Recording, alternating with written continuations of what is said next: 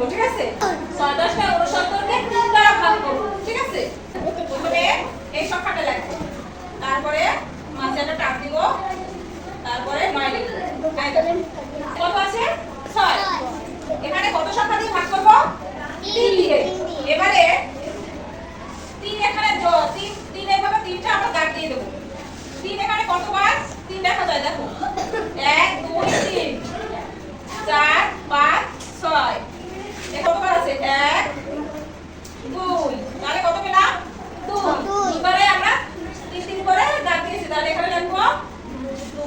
এবারে দেখি এখানে কত আছে? 9।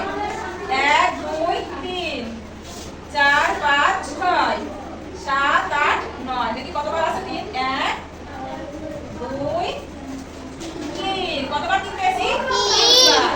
তাহলে এখানে লিখব 3। বুঝতে পেরেছো? জি ম্যাম। তাহলে 69 কে 3 দ্বারা ভাগ করলে কত আসে? 23। ঠিক আছে? তাহলে আমরা একটু পরীক্ষা করে দেখি যে হয়েছে কিনা। হ্যাঁ জি ম্যাম। 3 দিয়ে নাম্বার সাহায্যে আবার ভাগ করব। 3 6 বার